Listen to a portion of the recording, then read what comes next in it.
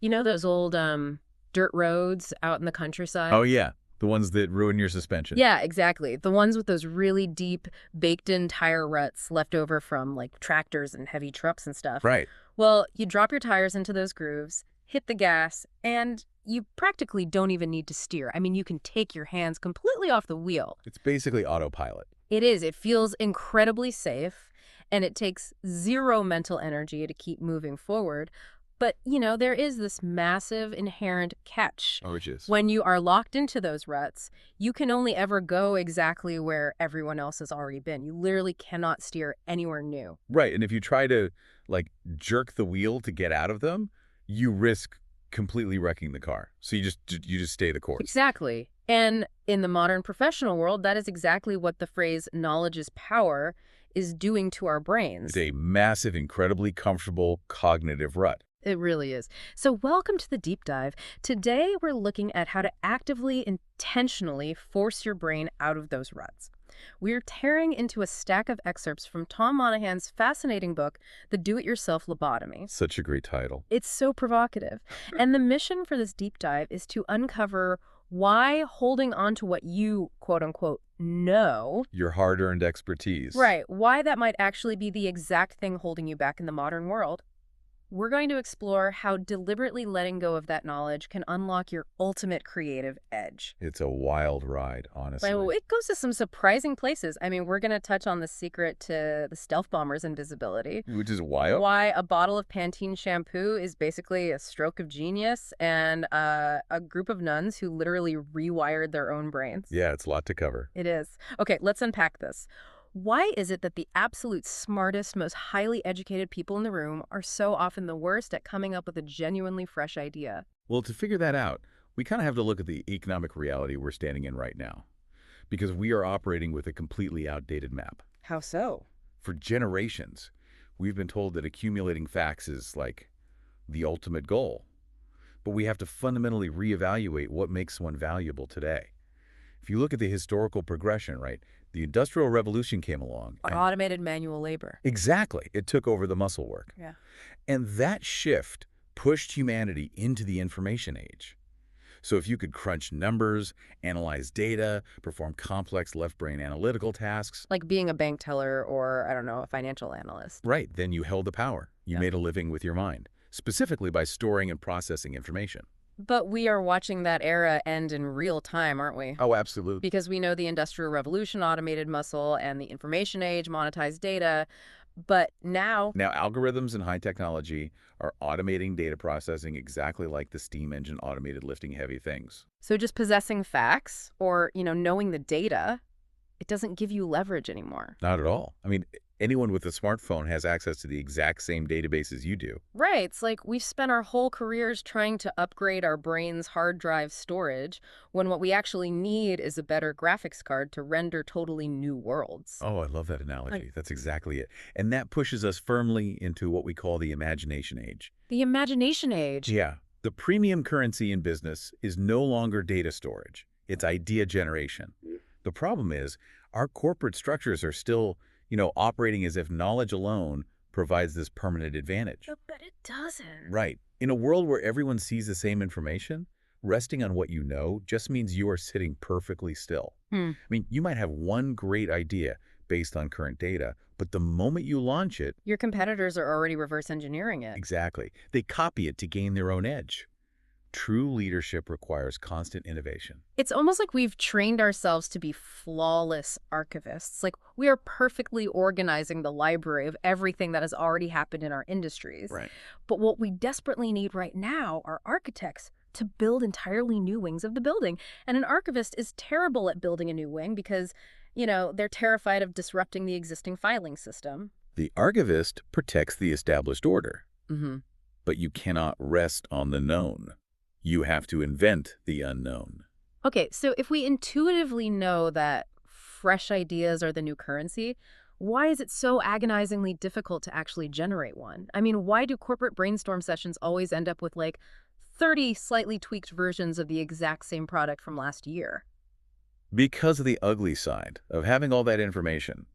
We have overdosed on data to the point where it fundamentally breaks our ability to imagine. Wait, breaks it? How? The psychological mechanism here is fascinating. The moment you believe you know the answer to a problem, your mind simply stops searching. Oh, wow. So it's an efficiency mechanism. Like the brain just says, great, I found a solution that won't get me fired. I can turn off the power now. Precisely. Think of conventional industry knowledge like a massive, high-powered floodlight pointing straight down a hallway. Okay. It illuminates that one specific path perfectly. Mm-hmm. But the glare is so intensely bright that it completely blinds you to the doorways, the side alleys, the periphery. Everything else is just dark. Right. Now, children, on the other hand, don't have that floodlight. Their minds aren't bogged down with a massive database of established industry norms and standard operating procedures. Because they lack the data. Yes? Because they lack data, they're forced into a state of wonder.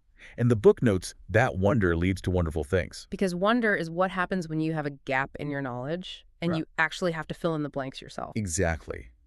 But as we accumulate degrees and certifications and years of specialized experience, Mm. that center of wonder just atrophies. We stop wondering because we assume we already know.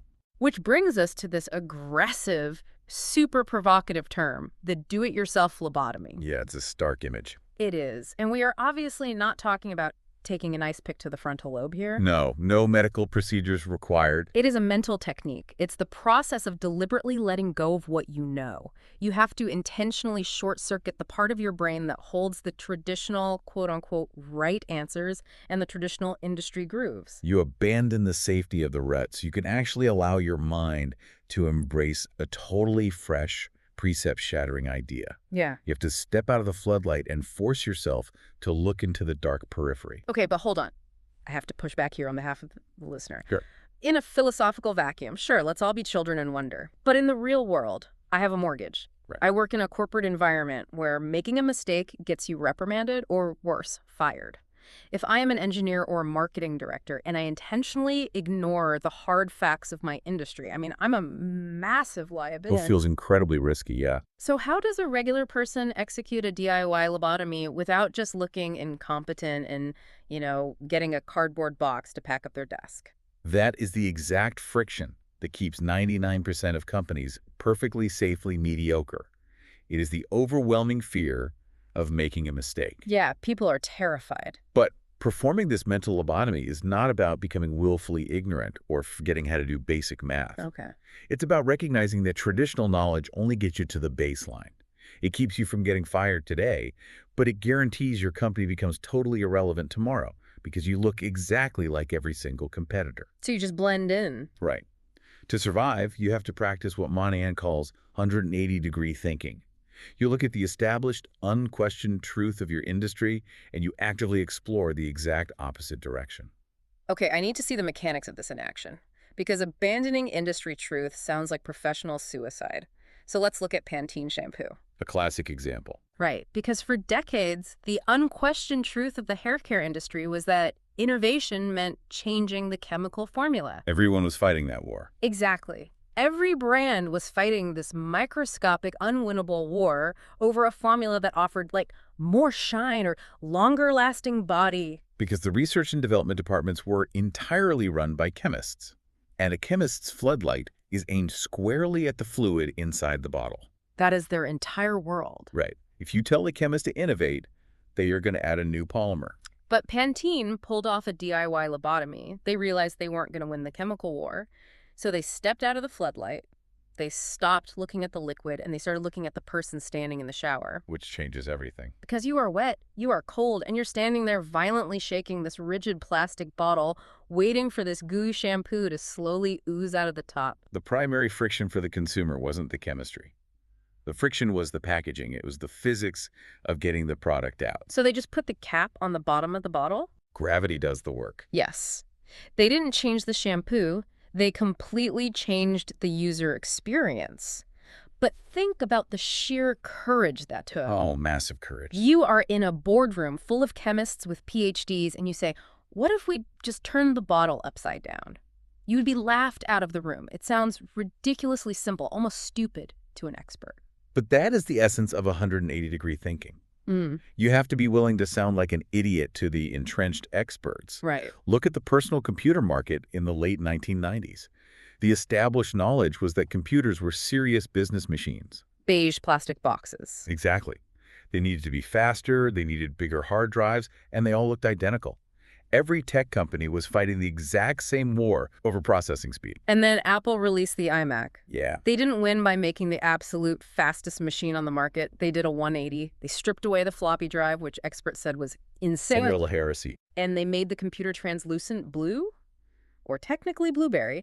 They lobotomized the knowledge that computers had to be sterile business tools and decided they could be fun. And it became the top-selling personal computer. Oh, what about the guacamole example from the source? Yeah. Asparago. Yes, that's a brilliant one. So they wanted to create a zesty, no-fat guacamole. But what's the core ingredient of guacamole? Avocados. Right. Which are almost entirely fat. So if you're stuck in the rut, you try to engineer a low-fat avocado, which is impossible. So what did they do? They lobotomized the core ingredient entirely. They did a 180 and used asparagus instead of avocados. Asparagus, like who thinks of that? But it worked. They created a no-fat product by completely unwinding the one thing everyone else thought was absolutely mandatory. Right. And we see the same shedding of industry norms in advertising, too. Think about IBM in the 90s. Oh, they were terrifyingly serious. A massive monolithic tech corporation. The unbreakable rule for tech marketing was that you must sound sophisticated. You talk about processor architecture, integration pipelines. Armor-plated corporate speak. You wear the suit. Exactly. But IBM lobotomized that entire approach. They shed the corporate armor and ran television spots featuring French-speaking nuns walking around a monastery. Wait, French nuns. Yeah. Casually discussing hard drives and internet protocols. It completely shattered their stiff, intimidating image. It humanized them overnight and launched that iconic Solutions for a Small Planet campaign. But if an ad executive pitched French nuns to IBM without first forcefully abandoning the knowledge of what B2B marketing was supposed to look like, I mean, they never would have survived the pitch meeting. Not a chance. And we see this on an even more high-stakes level in aerospace engineering, the development of the stealth bomber. The ultimate lobotomy. Right, because the goal was to build a jet invisible to radar. Now, if you are a traditional aerospace engineer, your entire identity, your physics background, is built on the altar of speed and aerodynamics. Speed is survival in the air. It is the defining law of the aerospace industry. You always build a faster plane. Always. But the engineers realized a painful truth. Going faster required more engine thrust, which created massive heat output. And heat is highly reflective to radar. Exactly. The faster they went, the brighter they glowed on the screens. To solve the problem, they had to actively betray their own expertise. The breakthrough wasn't a sleeker wing or a more powerful engine. The lobotomy required them to make the jet go slower. By slowing down, the heat signature dropped enough to become invisible. But to achieve that, a seasoned engineer had to walk into a room of military generals and say, to win the war, we need to build a slow fighter jet. They had to lobotomize their foundational understanding of aerodynamics. It's incredible. Here's where it gets really interesting, though. How do you even train your brain to look for the asparagus when everyone else in the room is obsessing over the avocado? Because it goes against every instinct we have to protect our expertise. Well, to do that, we actually have to look at the physical brain itself. Yeah, we have to change how we feed our minds on a daily basis. Because engaging in this kind of chaotic, non-linear, unpredictable thinking doesn't just build better ad campaigns or stealth bombers. It physically protects and rewires the biological hardware inside our skulls. Okay, you're talking about the nun study, right? Yes, the nun study. It sounds like a setup for a joke, but it is a landmark piece of medical research. It truly is. Researchers followed 678 school sisters of Notre Dame. Now, these nuns lived in a closed community, which made them a perfect controlled group to observe over decades. Right. But what made them unique was a specific vow they took. They vowed to keep their minds fiercely, dynamically active. So they didn't just, pray and do chores. They engaged in intense intellectual friction. Exactly. They did complex puzzles, played games, and had deep, fiery debates about complex current events. They deliberately sought out dynamic mental activity. And the payoff for that activity wasn't just feeling sharp in their old age, was it? No, it was much more profound. When these nuns eventually passed away, they donated their brains to science. And when neuropathologists examined the physical tissue, they made a stunning discovery. What did they find? Many of these women had severe biological markers of Alzheimer's disease. The plaques, the tangles, the physical decay. It was undeniably present in their brains. But, and this is the part that completely shatters our standard understanding, many of those same nuns had shown zero outward signs of dementia while they were alive. None. They were still teaching, still debating, fully functional, right up until the end. How does a brain riddled with the physical decay of Alzheimer's still operate flawlessly? It comes down to neuroplasticity. Because these women spent decades engaging in diverse, challenging, nonlinear mental activities, they forced their brains to constantly build alternative neurological pathways. They were physically generating new connections. Yes, neurons, dendrites, synapses, they build a massive redundant network. It's exactly like city traffic. If you live in a city and you only ever drive one route to work, yeah, the main highway, you rely completely on that single path. Let's call that the traditional knowledge highway. It's highly efficient. But if a massive roadblock happens, like the biological onset of Alzheimer's, that highway shuts down completely. And if you don't know any other roads, you're paralyzed. Exactly. But if you've explored all the chaotic back roads, the winding side streets, and the bizarre alleyways, you don't panic when the main highway closes. Your brain just reroutes the signals. You take a detour without missing a beat.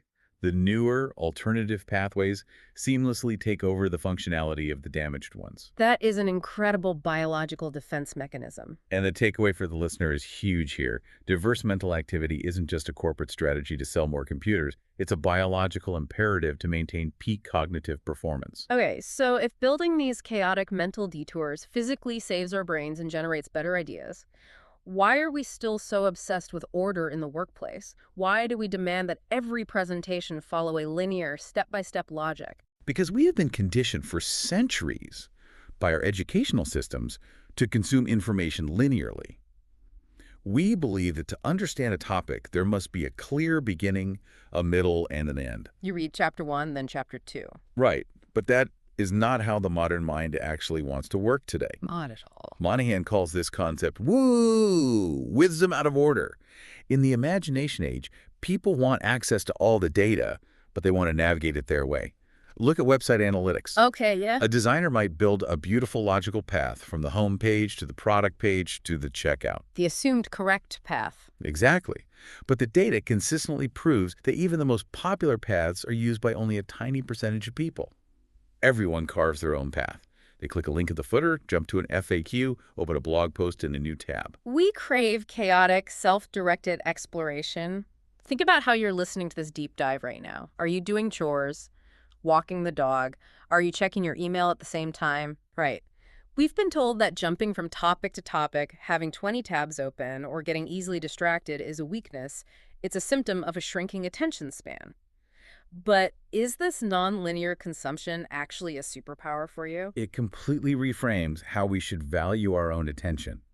The book itself, The Do-It-Yourself Lobotomy, is actually structured to reflect this. Yeah, the format is wild. Monahan forces the reader to consume it chaotically. He inserts a creative IQ test early on, and depending on your score, he literally tells you to change your reading priority. Like, skip chapters, read things backwards. Exactly. He embraces random, chaotic inputs to intentionally create friction. He's inducing a state of woo, because that friction is exactly where the magic happens. That chaotic cross-pollination of ideas might be the exact spark your brain needs to make a 180-degree breakthrough. Right. And the ultimate synthesis of all this is understanding the true life cycle of an idea. Generating a world-changing idea might only take a fraction of a second, but its lifespan is, as the source calls it, definitely indefinite. Definitely indefinite. I love that. It's like the invention of the button. The button. Yeah, the button, like on Yep. your shirt. It keeps our pants up, it fastens our jackets. Yeah. It was a tiny, momentary cognitive mutation, but it caused a monumental initial impact and a tidal wave of repercussions that lasted forever. Or like an asteroid hitting the ocean. Yeah, The impact is instant, but the ripples never really stop. exactly. Turning the shampoo bottle upside down, or making the jet slower, or using asparagus. These are cognitive mutations. They happen in an instant of chaotic, precept-shattering thinking, but they fundamentally change behavior for generations. But you will never experience that mutation if you meticulously guard your brain against any outside influence. If you just endlessly study the knowledge of what worked yesterday, you guarantee your own professional extinction. You have to be willing to lobotomize the expert inside you. You have to risk sounding foolish to find the next great idea. I couldn't agree more. Well, thank you for diving into the deep end with us today. It is deeply uncomfortable to look at the expertise you've spent your life building and intentionally set it aside, but hopefully you now see the profound biological and professional necessity of doing just that. It's essential. It really is. And I want to leave you with one final provocative thought to chew on as you jump into whatever chaotic, nonlinear task you have next. If actively letting go of what we already know is the ultimate key to human creativity and survival in the imagination age, how much of our current standardized education system is actually preparing us for the future versus just permanently locking us into the past? That's a big question. Something to think about. Keep exploring the back roads. Until next time.